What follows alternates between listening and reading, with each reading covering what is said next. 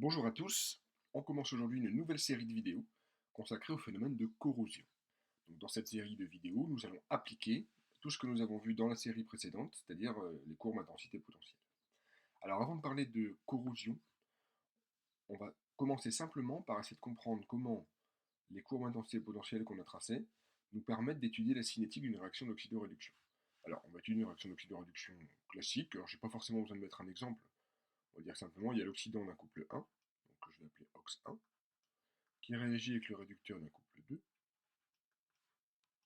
2, pour donner RED 1 plus OX2. On sait qu'il peut y avoir des coefficients stoichiométriques, qu'il peut y avoir des H+, des H2O, c'est pas très important ici. On fait juste que l'oxydant du couple 1 réagit avec le réducteur du couple 2. Bon. Alors, attention, on a dit qu'on faisait de l'électrochimie, donc il y a des électrodes. Là, pour les électrodes, il peut y avoir plusieurs cas. Il peut y avoir une électrode commune. Alors, par exemple, ce serait le métal d'un des deux couples, et puis l'autre couple serait exclusivement sous forme aqueuse. Ça peut être deux métaux différents, comme dans une pile. Là, c'est le choix qu'on va faire, mais c'est juste un choix de représentation. Ça marcherait aussi bien, et on va le voir dans la partie suivante, avec simplement un seul métal et les deux couples qui réagissent sur ce métal. Donc en gros, on va imaginer une réaction qui ressemble très fortement à une pile, ça nous permet vraiment de comprendre ce qu'on va appeler l'égalité des intensités.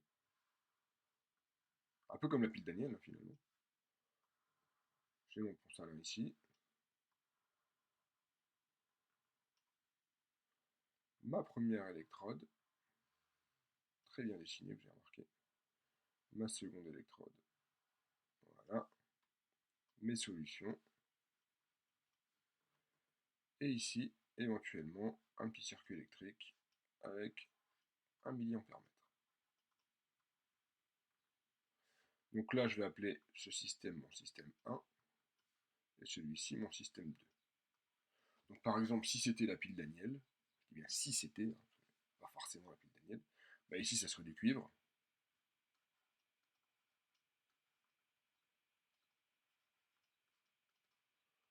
Électrode de cuivre dans solution d'ion cuivre 2, là ça serait du zinc. Électrode de zinc dans une solution de ion zinc 2. Alors, moi je veux une transformation spontanée là, donc on sait que dans la pile Daniel, par exemple, c'est le potentiel du cuivre qui est bien plus important que celui du zinc. On rappelle les potentiels standards. Pour le cuivre, c'est 0,34 volts. Pour le zinc, c'est moins 0,76. Alors, évidemment, ce ne sont pas les potentiels standards qu'on compare, ce sont les potentiels tout court, calculés par la formule de Nernst. Mais je vous l'ai déjà dit, dans la formule de Nernst, le terme en 0,06 sur n log de activité de l'oxydant sur activité du réducteur, il ne fait pas énormément varier le potentiel. C'est quelques centièmes, voire quelques dixièmes de volts. Donc, la grosse différence entre les deux potentiels standards nous montre bien que le cuivre sera la cathode, donc là où je produis une réduction. Le zinc sera l'anode, là où je produis une oxydation. Je le répète encore, ce n'est qu'un exemple, c'est histoire de contextualiser un petit peu. Donc on sait que l'équation bilan, ça serait, encore une fois dans le cas de pile Daniel, donc j'écris d'abord les demi-équations. On a dit pour le cuivre, il se produit une réduction, donc Cu2 devient Cu. Au niveau de l'électrode de zinc, c'est une oxydation. Zn devient Zn de plus 2 électrons. Et donc, globalement, Cu2 plus Zn donne Cu plus Zn de plus.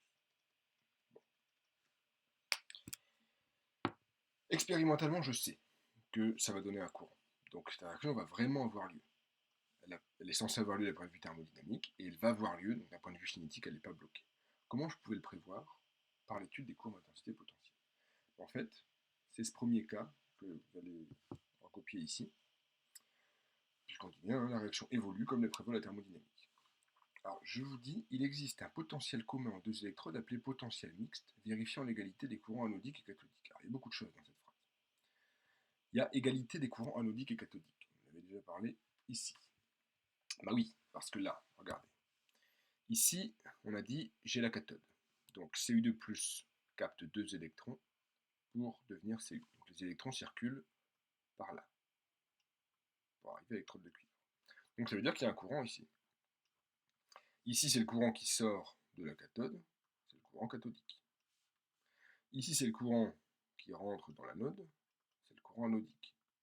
Mais le courant cathodique traverse la résistance et le milliampère-mètre pour arriver à l'anode, donc en fait, immédiatement, le courant cathodique est égal au courant anodique.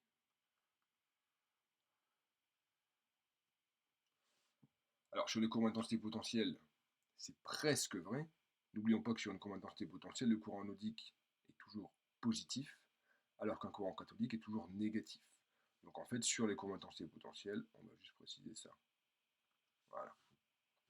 Donc si je trace les deux courbes d'intensité potentielle relatives à la réduction du cuivre et à l'oxydation du zinc, j'ai pas besoin de tracer les courbes complètes, je m'intéresse juste aux branches qui m'intéressent. Donc ici, réduction du cuivre et oxydation du zinc. Donc on y va. On va essayer de faire un truc à peu près droit. Voilà.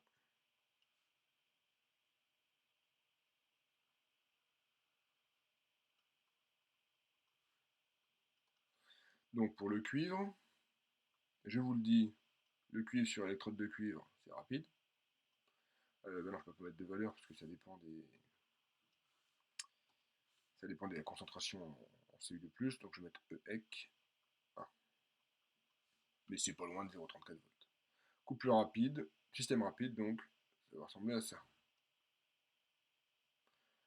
Le zinc, qui lui va être là, EEC 2. Système rapide aussi. Zn de plus sur électrode de 2. Donc ça va ressembler à ça. Donc ici on précise, Cu2+ devient Cu,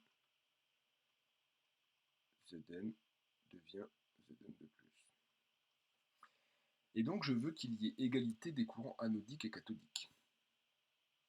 Mais en plus de ça, les deux électrodes sont reliées, donc il va y avoir apparition d'un potentiel commun, potentiel mixte qu'on va appeler ça. Et donc, il va falloir trouver ici une valeur du potentiel E qui, lorsque je me place à ce potentiel, va donner exactement la même valeur pour le courant anodique et pour le courant cathodique. On va dire que c'est à peu près ici.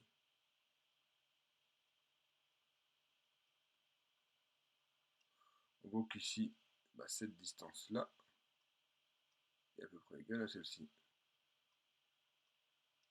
Donc là, j'ai mon courant anodique, IA. Là, j'ai mon courant cathodique, IC. Donc cette réaction va avoir lieu, puisque je vois bien que ce courant commun, anodique et cathodique, est absolument non nul. Maintenant, imaginons un autre système qui, toujours thermodynamiquement, est censé évoluer, c'est-à-dire que j'ai bien EEC 1 plus grand que EEC 2, EEC 1 est là, EEC 2 est là, par exemple. Mais j'ai des systèmes lents. C'est-à-dire que j'ai une surtension cathodique, par exemple à vide, sur le couple 1. Voilà.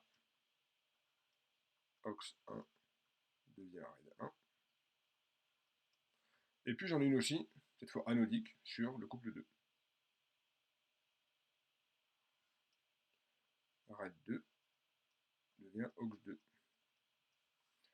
Mais il est où ce potentiel mixte ici? Il va être à peu près là, entre les deux. Le problème c'est que ça fait un courant nul. Si ça fait un courant nul, eh bien c'est qu'il n'y a pas d'oxydation ni de réduction. La réaction n'avance pas.